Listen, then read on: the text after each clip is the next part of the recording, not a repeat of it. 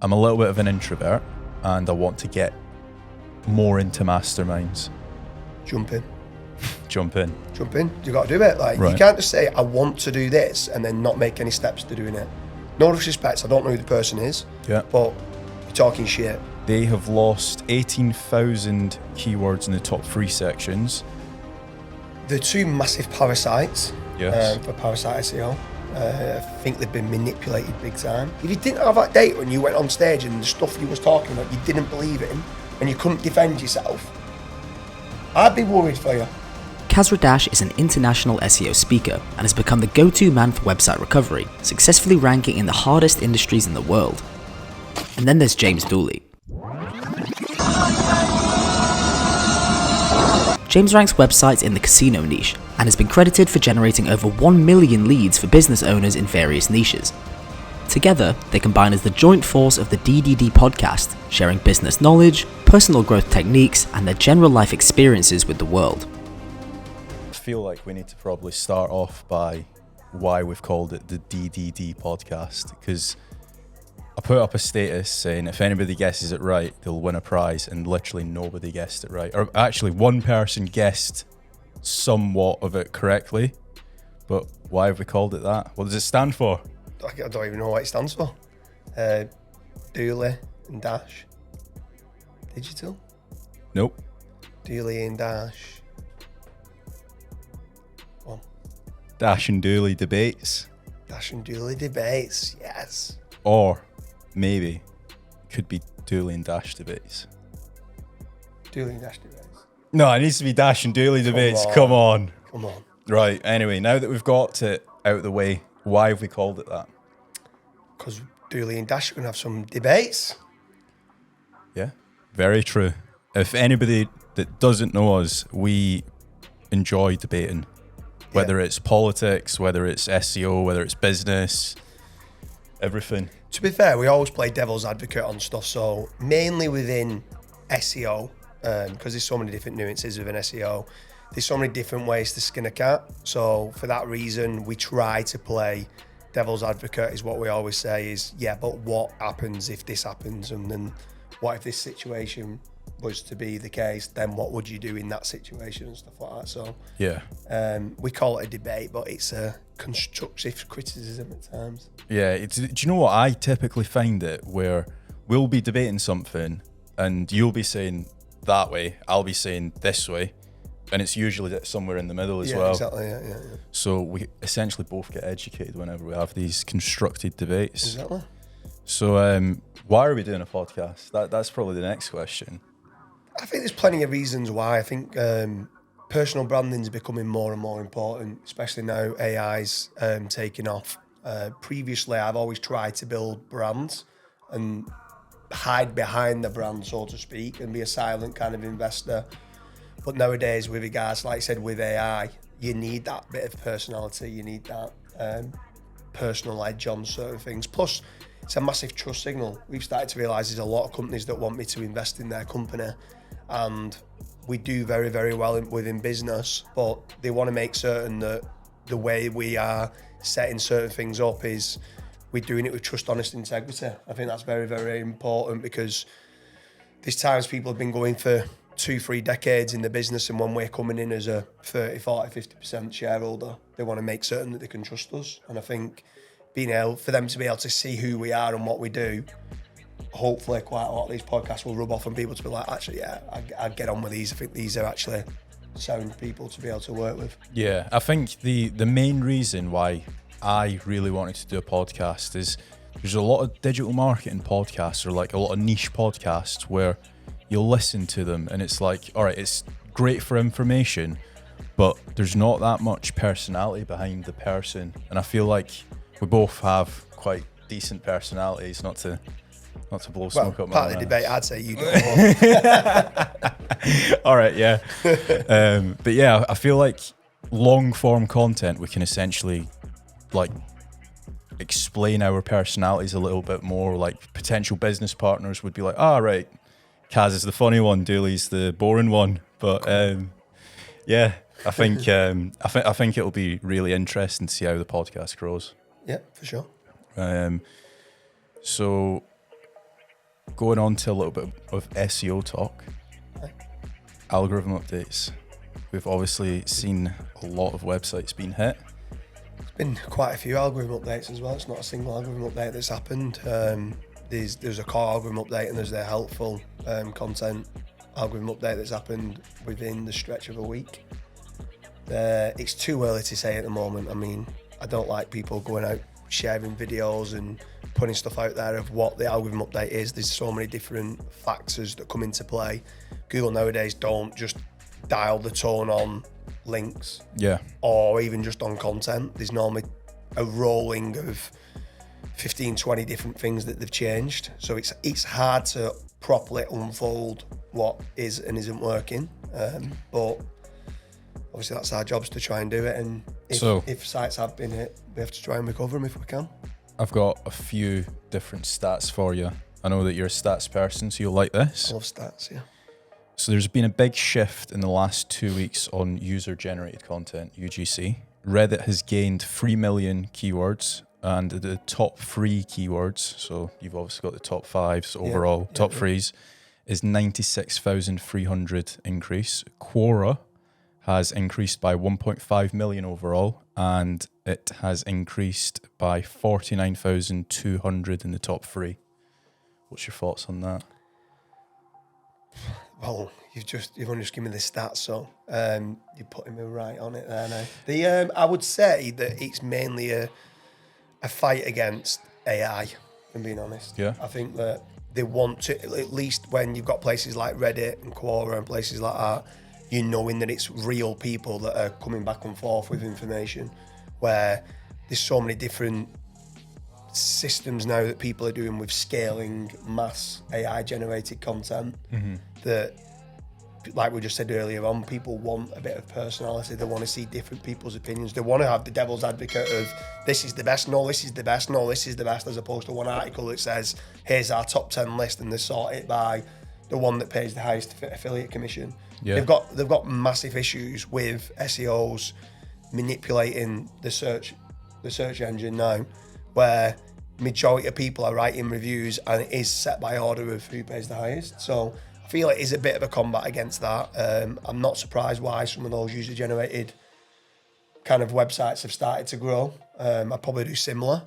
I mean, it's different though, because like informational terms, it's good for debate, I would say, versus type keywords where you're having different voices being able to give their opinions on stuff. Yeah, definitely. Do you think that we'll see a return in the comment sections of websites? Very good question. No. Right, okay. However, I might eat my words by saying no, but it's hard to say. I'd say no, because the comments can end up taking up 75% of the content on the page, and you've got to think of the cost of retrieval of Google to scrape, read, understand still what the page is about. People could do comment spam, which then can completely skew what that page is about. Still got to make certain that it reads and indexes all that content and then evaluates what that content is about.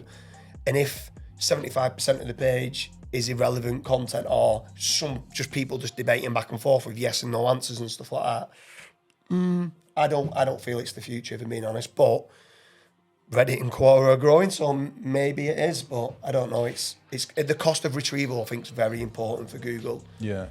Now more and more pages are hitting the internet. They've got to be looking at how much is it costing them to be able to read, analyze, and index. Yeah, definitely. There's a guy that I was speaking to in Vegas actually, and he had this like massive SOP for setting up aged Reddit accounts, and he has like an e-commerce store. I don't know what the industry was, but let's say it was, I don't know, CBD.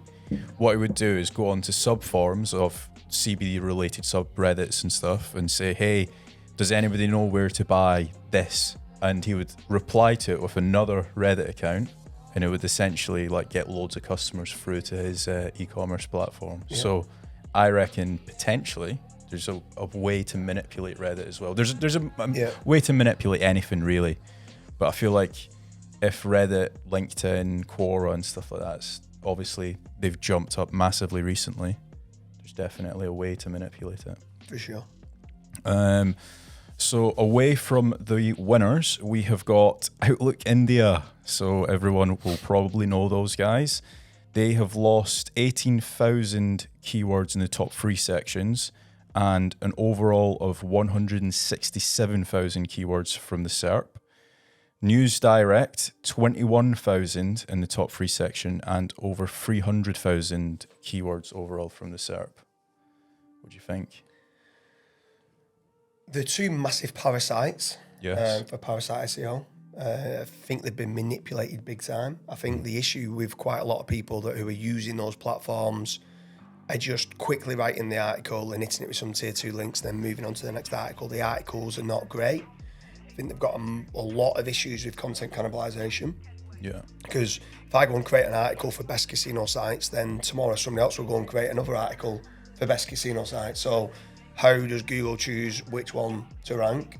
If there's two pages and they're both written well, a lot of time cannibalization kind of pulls them both down. Yeah. So I think there's issues with that internally within the website. I think the content quality is not as good. I think there's certain Forbes, actually, people sometimes talk badly of places like Forbes, but Forbes editorial practices, they're one of the hardest to get over to be able to get an article done because of the editorial practices that they have. So they make certain the content is quality. On Outlook India, you can almost post anything. Yeah. So I can see why certain clusters have gone down. I mean, what I would like to say though as well is actually if you look at the stats on that, I have looked at the data on that, so I'm ready for that question, so to speak, is that in the last 8 months, it's gone up in traffic still. It's dropped in the last few months for sure. Since this update's dropped it, but it's not dropped it back prior to where it was 6-8 months ago. Yeah. So it's still doing well, still ranking for a lot of keywords. Yes, it's dropped for a lot, but it's still a great parasite SEO for people to go in, create an article on high DR site and leverage that power of that domain to be able to, one, pass page rank through to you, but also pass traffic through to you and rank for key terms that you want to be ranking for on Google if you've not got the authority on your site. Yeah, definitely. I feel like Outlook India got a lot of hate on Twitter and stuff like that. People slandering it, saying, oh, I don't know why it's ranking for my main keyword. And it's like, obviously you've seen my presentation on it. It does have a lot of EAT signals. Yeah. It has the correct offers. All the offers have knowledge panels, or most of the ones that I checked, they do anyway. So there's a lot of stuff that they're doing right. And I feel like that's probably why it's still ranking for a lot of keywords, even though it's lost a lot of keywords. What was it? 300,000 overall, 21,000 in the top 3. It's lost a lot, but it's also still gaining as well. It's still getting a lot of traffic, so it's still a great site to be there. Yeah, definitely. So what's your thoughts on parasite SEO? Do you recommend people doing it? Yeah, why not? Just like saying, do you recommend people to earn money? If you get an article, a well-written article, so whether you're using Market Moves, Surfer, Phrase, OnPage.ai, whatever tool you want to use for content optimization, get the right entities on the page, write a good quality piece that's on the topic that you want to matches the search intent, probably get some tier 2 backlinks, try if you can to get 1 or 2 internal links through to that page, and then try to share it online in social media, like maybe use Signal Boy and get some traffic through to it, then why not? Like it still ranks for big terms. If you can rank it for big terms and it can send that traffic through to you, either your affiliate links or through to your website, then why not leverage parasite SEO? Yeah, I think it's a good digital marketing method that you can do. It's only like doing billboard advertising. You go and get a billboard that you don't own and you go and put your advertisement on that billboard. You're just doing a billboard on somebody else's site, like you're doing the advertisement on somebody else's billboard. You're renting that space out, and you've paid them for it, and it generates traffic, and it gives users, as long as you write a decent article that meets the intent, Google's ranking it because it's a well-written article that matches the intent of that search. And then, if you can earn commission out of it, then why wouldn't you want to do something like that? Yeah, definitely. Like I said this recently, I think it was on the ODYS podcast. I said, you ideally want to have your actual main website ranking number 1 and then your parasite ranking number 2, or vice versa. And then when the parasites do drop, if they end up dropping off, then you've still got your actual asset there as well that's earning you money. So you're essentially earning double whammy. Yeah, it's double bubble. Yeah. So for anybody that has been hit, do you recommend anything? I recommend several things, to be fair. I think everyone's got to look as a holistic approach with SEO. Yeah. Technically, first and foremost, run a screaming frog audit. Make certain that your site is first and foremost indexable and crawlable, and it's not something your developer's done something crazy on the site. So fix all the 404s, fix all the 301s, fix it, like try and make it that it's as quick as it can be and as technically build it as best it can be from a technical standpoint. Then check all the content, make certain that if there's any pages that aren't getting traffic, do you need that on your site? Topical authority is not what people talk about, topical authority, but really what they're talking about is topical coverage.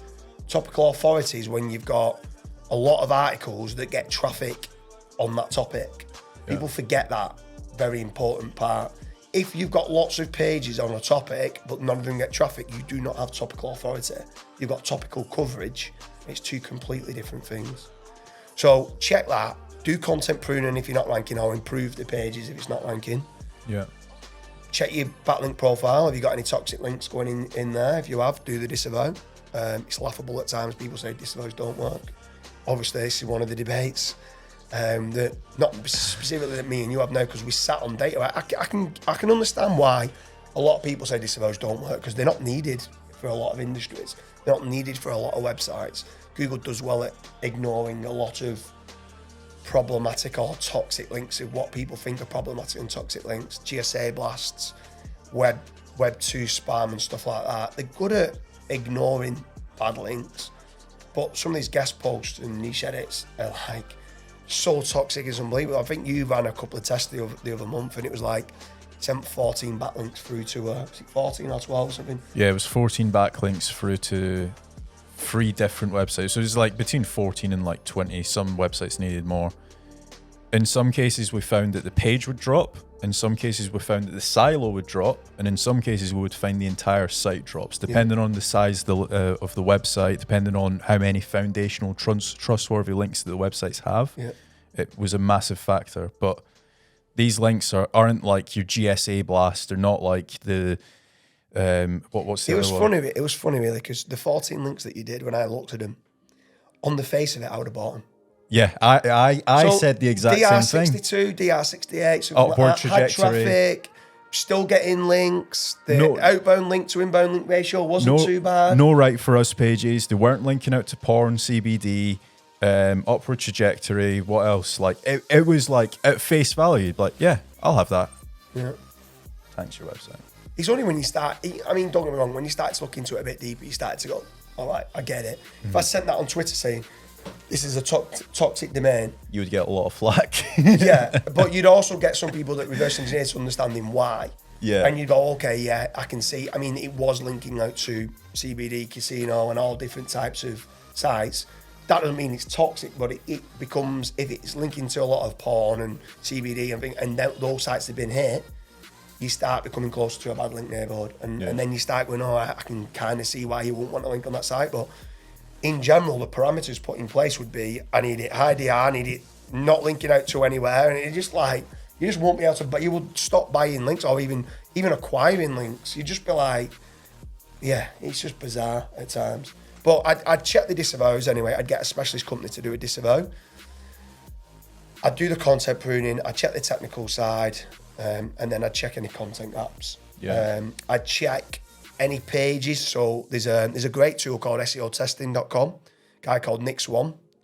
He's a very, very cool guy. His tool is amazing, where it allows you to do a lot of split tests. You get your website, load it in. You look in the last 7 days of the winners and the losers, whether it's for queries or for pages. And then you can start seeing what areas of the site have started to drop, because it might only be a couple of pages that dropped and it looks like, oh my God, that site's been decimated, and it's literally 2 pages that's dropped. Yeah. And you might look into it and go, okay, I can see now the intent, there's been a slight intent shift for these keywords. I might need to reword what's going on. So the yeah, I'd check a lot of different things. I'd use SEO testing to check what's going on, and then I think that's the main parameters that I'd look at. What have you got? I think one thing that I would say is, with the rise of ChatGPT, with the rise of all these mass AI writing tools, a lot of people are mass producing content and they're not going back in and re-optimizing them. So like the best running shoes 12 months ago ain't the best running shoes now. So that's going to become super important. I reckon the next AI SaaS, if anyone's listening, we will invest if you could create this. If you can create a tool that goes in and re-optimizes your content based off of what's missing on the page, looking at Google Search Console, that's going to be an absolute killer. To be honest with you, you say that, and onpage.ai and Surface doing it now. Are they? Yeah. Right, okay. We've been testing it quite a bit, actually. So right. The how good it is, I don't know. It's still in with the R&D team.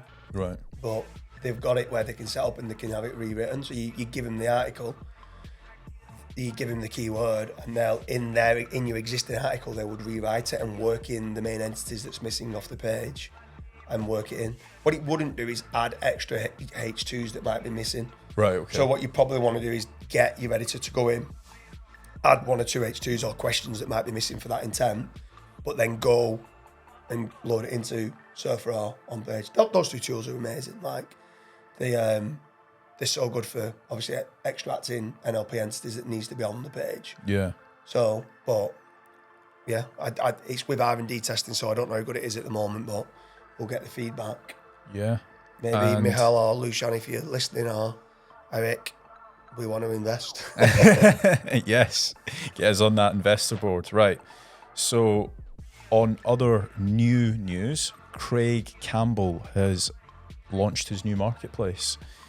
So a few facts about it. It's called onlinebusinessflippers.com if anyone wants to check out. It's actually a really nice looking website as well. I was quickly looking at it a few days ago. So here's some stats on it. 15% of anything less than 100K, that's what they take. Anything more than 100K, they take 10%. Listings are being vetted, every single one. And they are also free to get listed as well. So obviously you list your website if you are wanting to sell your website, and they will vet it before it goes out to the marketplace. And they are focusing on smaller websites as well, which is quite interesting. I think Craig is a great SEO. I think his network that he's got is a great SEO. Yeah. I think that he actually gets a little bit of flack for some people saying, oh, Craig's just on the speaker circuit, he doesn't do any testing, he don't build any of his own sites, he just makes money doing speaking and selling services and stuff like that. But actually, if you actually get one-to-one time with Craig, he's very advanced, right? So, and he's got so much test data from what we share with him as well. But he brings a lot of test data as well to us. So he gives me connections where he'll say, oh my God, let's say it's Chris Palmer's been doing X, Y, and Z, and then it gives us information to start testing certain things. Or it could be Mike Pace has been doing this in the US, it's been working really well, why don't you try it in the UK?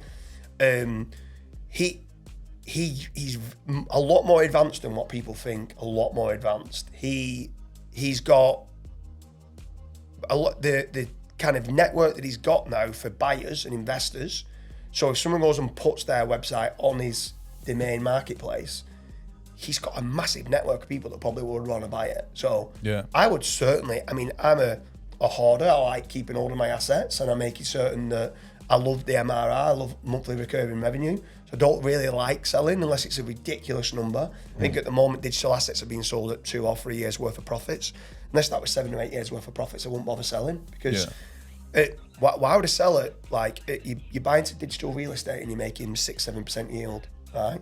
So that's like 18 years worth of 18 years before you get your money back.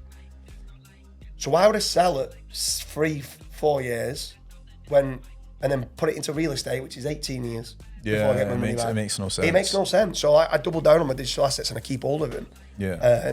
But if I was to sell, I'd 100% one of the first people I'd go to is either Empire Flippers or to Craig's. Yeah. The FE International's good as well on the bigger kind of websites. There's Flipper as well, right? Yeah, but I mean, they don't do Flipper don't really vet too much. So Right. like, I think Craig's got a very good vetting team put in place to make certain that each and every domain that gets put on his marketplace is going to be not spammed. It's not going to be manipulated in any way, shape or form, like to the nth degree of the minute someone buys it. 'Cause it's going to make him look bad. If someone goes and buys the domain and a week after it's tanked, it's going to make him look bad. But he also gets quite a lot of criticism. But like, I've seen his growth and his journey and his success from maybe 10,000 subscribers to over 120, 130,000 subscribers on YouTube.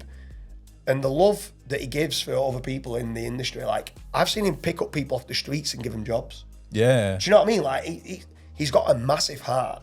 And some people see the joking side of Craig, which is funny, he's a funny guy and stuff like that, but they don't see actually how big his heart is. And he's genuinely is a great guy. A lot of the stuff that he touches does do well. He doesn't talk publicly about a lot of his affiliate sites. Mm-hmm. He's got quite a few affiliate sites that he don't put his name to that he's crushing it and doing really well.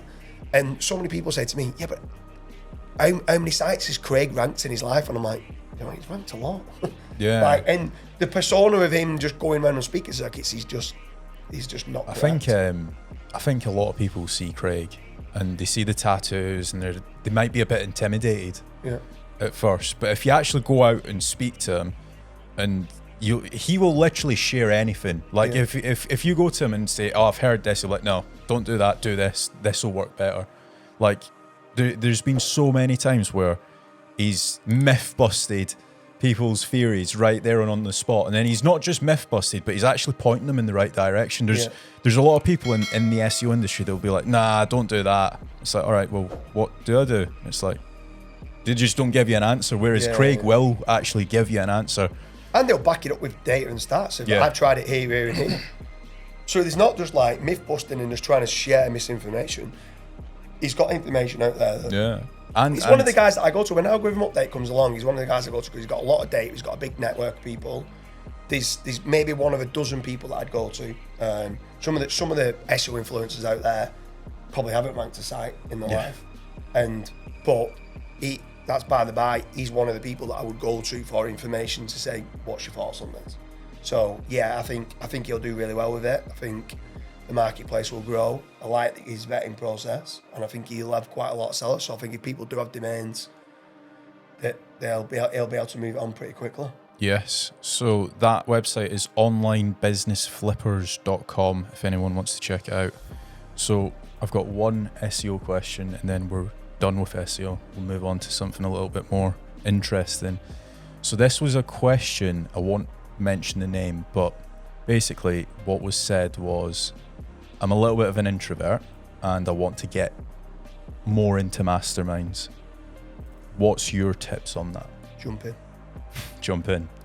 You got to do it. Like, you can't just say, I want to do this, and then not make any steps to doing it. No disrespect, I don't know who the person is, but you're talking shit. If you want to do it, right?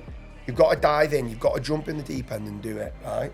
Otherwise, you're just talking the talk and not walking the walk, right? You have to go in and not just say stuff that you're just a sayer, not a doer, right? Not only that, it's like Davil Rosser at Lions Hill, right? One of the biggest introverts you'll ever meet. Look at him now, he's going round on the national stage, talking on big stages in front of thousands of people. Everyone goes, oh, he's so confident. He's not when you meet him, he's a massive introvert. Matt Diggity will tell you, he's an introvert. At his core, he's an introvert. Look at him on stage, he looks like an absolute monster. He's like, I know this and that, and he's dead confident in his persona. How?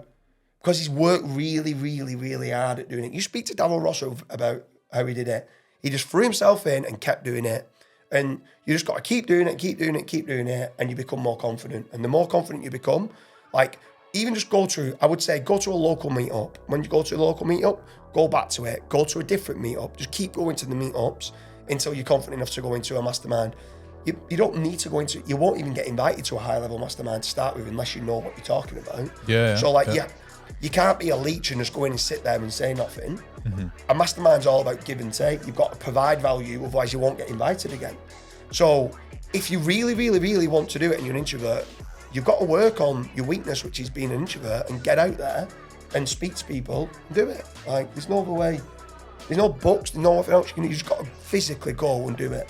Yeah, 100%. I agree. Like, I feel like the SEO industry is a bit weird at times because there are a lot of people that are a little bit introverted, and you just need to, essentially what you said, throw yourself in the deep end and just take the bull by its horns, really. Yeah.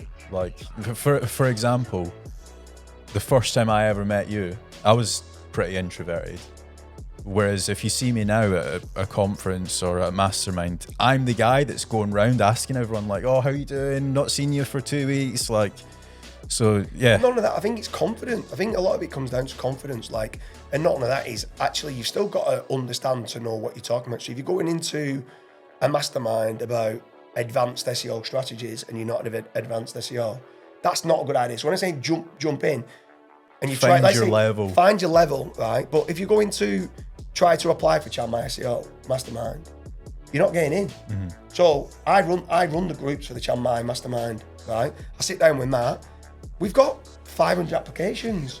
So unless we know that you're going to provide value, why are we going to let you into that mastermind? So many people are kicking off, oh, why am I so? It's people for the jobs and all. And you're just like, no, mate, it's just like you've got to we've got to make certain that the other people in this group, in the groups that we're providing, are going to get value from you being in there. Not you're just going to sit there for a full day and listen to everyone and not provide value back. That's not what a mastermind's about. Yeah. It's about leveling up and everyone being elevated. So at that point, you just keep going to meetups, improving your knowledge, and then from there, just keep slowly but surely building up. But you've got to start somewhere, and the whole saying you're an introvert is just an excuse. Yeah. Like you said, two of the biggest people on the stage is like Darryl Rosser and Matt Dixon, most massive introverts. Matt less of them, but Darryl Rosser, if you meet him in person, he's a big introvert. He's a dead nice guy. Yeah. But he'll openly say he's an introvert, and you get him on stage, and he's one of the most confident SEOs you'll ever see. Yeah. I've never met Darryl Rosser and I've never met Matt Diggity in person, but those two are the guys that I very first started watching YouTube videos. So it's weird that you mentioned both their names now. So away from SEO, it was your 23rd birthday? 23rd birthday. Looking good for 23, Anna. What's one thing that stands out from that Majorca trip that we done? So for anybody that doesn't know, it was his 23rd birthday 2 weeks ago. Yep. And we went to Majorca for a week. What's one thing that stood out? One thing, to be fair, it's not really one thing that stands out. Like I enjoy going out and having a good time with the lads. Yeah. But then I quite enjoy getting up, even when you're on holiday, doing a couple of hours worth of work, so you're not coming back to a load of work and a load of hassle. So doing a couple of hours worth of work, then going out doing maybe bike riding, golfing, and then having a swim or whatever, going onto the beach, and then overnight, having a few drinks and having some nice food.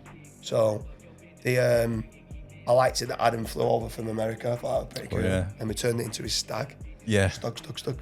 That was a funny day. Yeah, it was good, yeah. I think when we went out on the jet skis.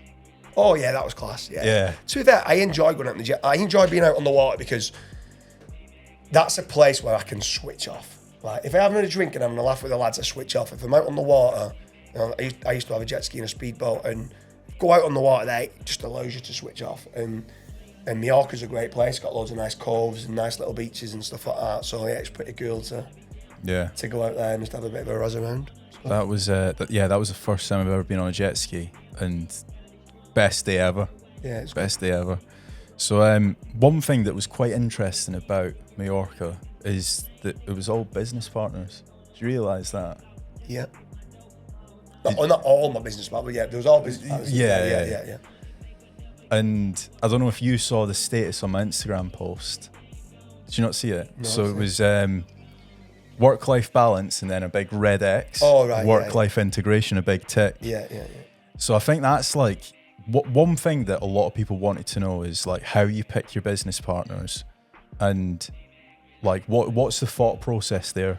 So do you know what, like when I'm in a lot of the masterminds, people don't really ask me any questions about SEO, believe it or not. Like, it's mainly about business and mindset. Yeah. And two of the biggest questions that I get asked is about how do you enjoy the journey when it's a struggle with regards to the amount of working hours that you need to put in?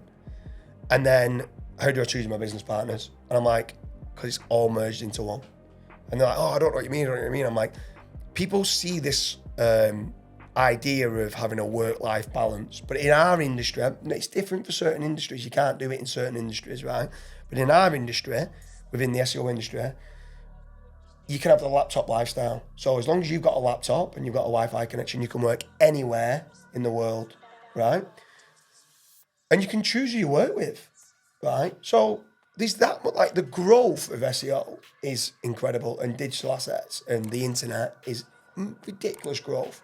So the amount of work that there is out there, it's not like you're just fixed into a warehouse and you've got to work 9 till 5. At that point, I get a work-life balance. Finish at 5 o'clock, go home, see the family, go and do some nice things, go out with a weekend with the lads, go on holiday a couple of times a year. That's fine. But with SEO, the work-life integration is choosing your partners, your business partners, that you'll enjoy the journey with. Yeah. So that means that you enjoy work. I actually get up. I've said this to you before. If someone said £1 billion, never working another day in your life, I'd say, no chance, I'm not signing it. I'm not doing it. I do enjoy it. There's times, don't get me wrong, there's times, I'm not saying, I've never used the word stressful, but like, it's times it can be difficult in certain situations. An algorithm update comes and the site drops slightly and you've got to try and uncover it. But then on the next breath, it's a challenge. So it's enjoyable. So you're like, yes! Yeah. What's this problem? Right, okay. But you've got to train the brain. Otherwise your brain can be a bitch. You've got to train your brain to embrace criticism, embrace failure, and when something happens that goes bad, that you just go, I'm going to turn this into a positive. So my biggest reason of choosing my business partners is, have they got that mindset? Are they able to embrace failure, embrace criticism, get himself out the comfort zone, but also enjoy himself? Because if they don't enjoy himself, they're now going to be a burden on me. Mm-hmm. They're going to be ringing me up, moaning, like, and if I'm spending a lot of time with them, they're going to bring me down. I don't want people that are going to bring me down. So don't get me wrong, they still need to have something. They've got to bring something to the table from, not saying intelligence, but like some angle that they're going to bring to the table that might be a bit of a weakness of mine. So they might be good at technical, or if it's, let's say, they've got a team for link building, or they've got an established business already, and I just need to leverage that business, and I'll help them with quality control to improve what they've got within the business. They might be good with, might be like a cultural architect at keeping other staff happy. Mm-hmm. So it's not just I'm not just looking at someone going, he's the most intelligent person in this community, I'm going to be business partners with him, because we might clash. Yeah. Might be two positives. So it's mainly to do with the personality and the mindset, and that they're willing to like work hard for this venture for us to work. And if they are, it will work. Fact. Yeah, because definitely. You've said a few times, growth is not linear. So on the downs, can we go, how do we get it back up and be happy about it, as opposed to, I'm not happy about this. Nothing worse than when you do have a dip, your business partner being all depressed and all down, you're just like, come on. You're the average of the 5 people that you hang around with the most, and if, say for example, you've got 2 or 3 business partners that are always negative, you're going to turn into a negative person. And to be honest, you might not think you are, but when you go outside of that circle and you go to like your friends or your family or whoever, they're going to be like, why is James being negative? Like, it's not you that picks up, it's the others that pick up around you. So yeah, I think that's really important. And then also, like, the bad times make the good times better. I think sure. We all need pain in our life. Yeah. Like, because it's the whole, like, the delta of happiness. What is happiness?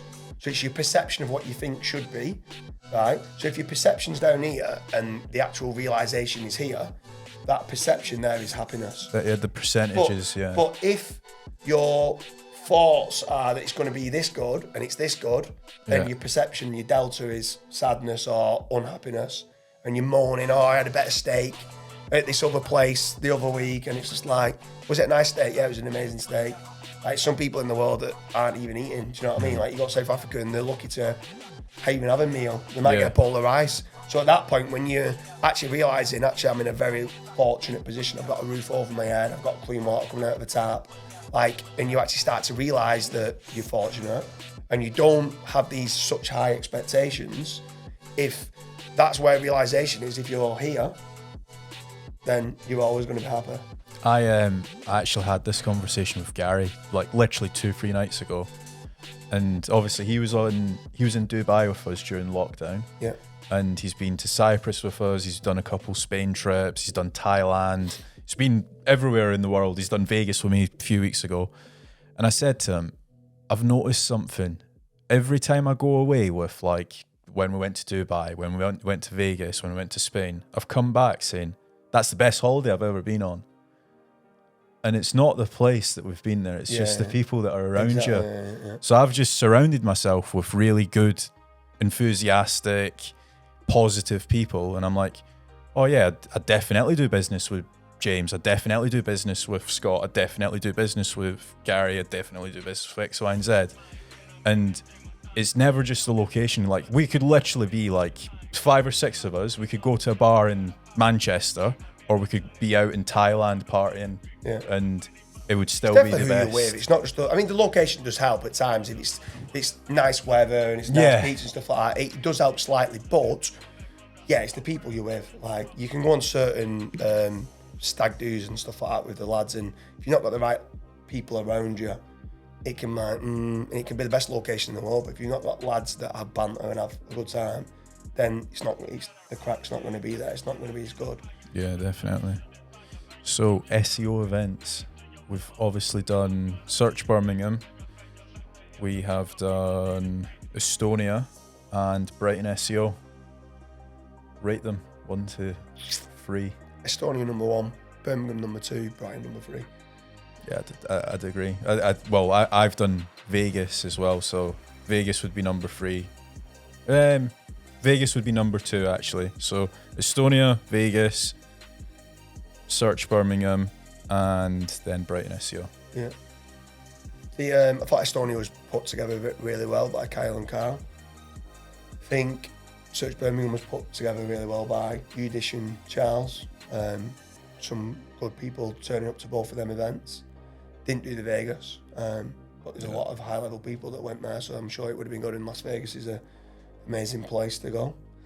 And Brighton, I was a little bit underwhelmed, but I met Keith Best and Mike Martin, shared an Airbnb with them, so it was good having a catch up with them. Had a good mastermind, really good mastermind with them, talking about ranking rents, local websites, more so on the local side of stuff, not on the affiliate side of stuff. But super knowledgeable guys.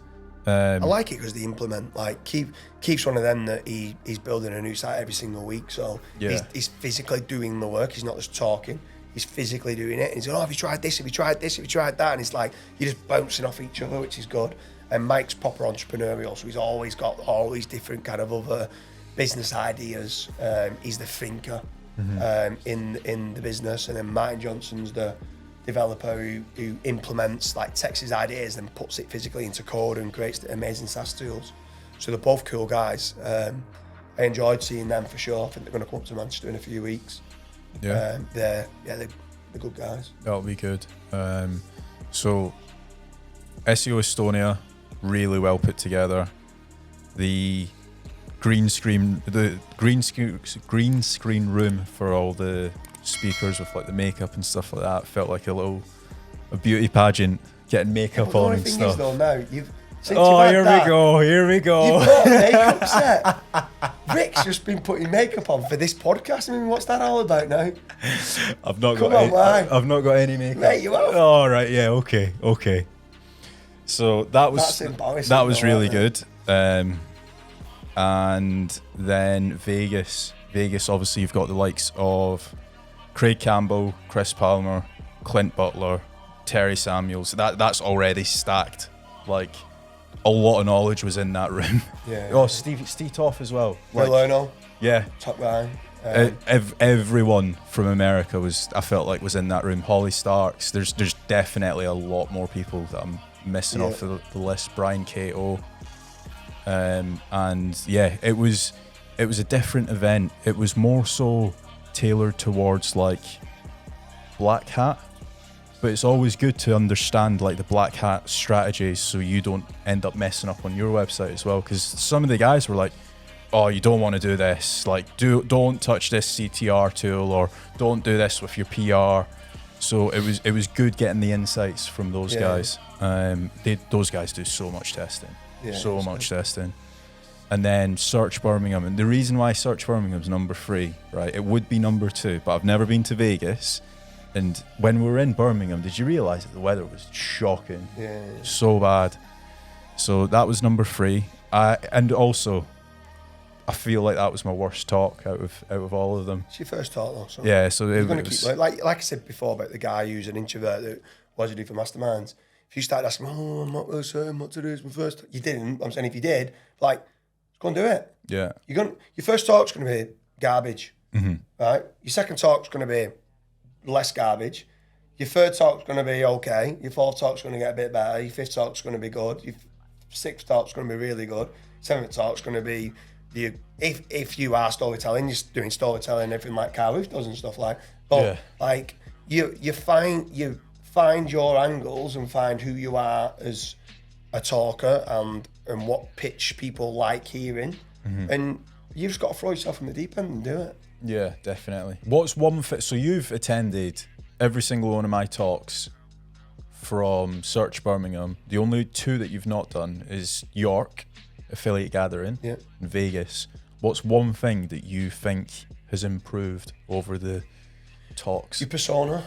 Right, okay. How you deliver sometimes it's not the content that you deliver, it's how you deliver it. Right. Kyle always talks about this quite a lot, like it's the storytelling and how you deliver, sometimes not the content that's within there.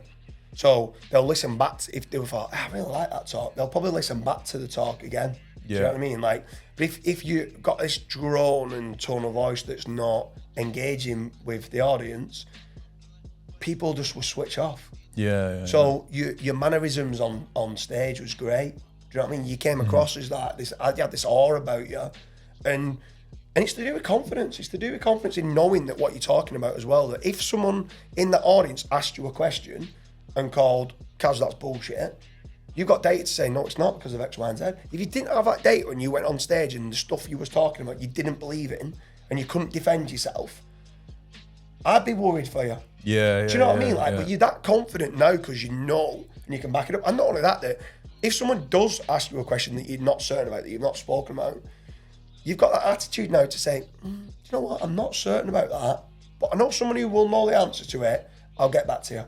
So some people are too proud to think that they need to know everything, and you don't. Like, you don't need to be an electrician, a joiner, a plumber, bricklayer, roofer to build your house. You just need to know who is the best bricklayer, who is the best plumber, who is the best roofer, and combine it all together as a project manager, and you build a nice house. So now knowing that, and now that you know the bits to it, and you're the glue in the situation and pulling all these people together, you're almost like the puppet master. Yeah, definitely. So I feel like you've said this before. SEO's just been a really good project manager. It is, of course it is. Yeah, like you can't have someone who's all around good at SEO, because the people who write content generally won't be good at doing links, because people who write content. Just so everyone knows, he's been slamming his hands on the desk, and I told him before the podcast, don't slam your hands because it's gonna mess up the audio. Stop that. Right, go on.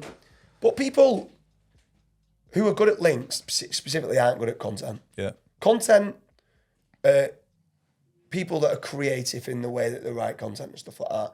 Generally, link builders are more data-driven, spreadsheets, stuff like that. So for that reason, graphic design is completely different to being someone that enjoys doing links, more creative and stuff. So you need to be able to know, where can I order videography from? A videographer from to do the videos, a graphic designer to do your images or your infographics or your logos, where to get your content written from, who's going to geek out on the content to re-optimize it and improve upon it, who's going to do your backlinks. So you don't need to be a jack of all trades.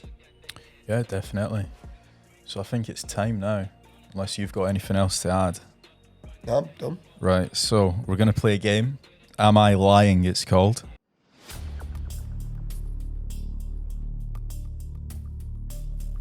So the rules of this game is I have got 4 slips. I'm going to pick one. Yep. It's either a true or a lie, and you get to essentially ask me some questions, Right. and then you need to come to the conclusion of if I am lying to you or if I am telling the truth. Right, okay. I have not seen these. I actually got Dan in our office to write all of them, so it'll be interesting to see what he has come up with. I feel like he knows all of our darkest secrets. So I fell in love at an SEO conference. Obviously now you essentially asked me some questions. So what SEO conference was that? Can I say that it's happened multiple times? I'm just a really outgoing, loving guy. You can say multiple All right, ones, okay. right? It's SEO Estonia and also Vegas as well. Right, hang on a minute. You said you fell in love Fell in love. at both the events. Both the events. Bearing in mind, guys, it was like 1 week after each other. Was it the same guy? No, right, was it, right, so was it the same person? No, it was 2 different girls.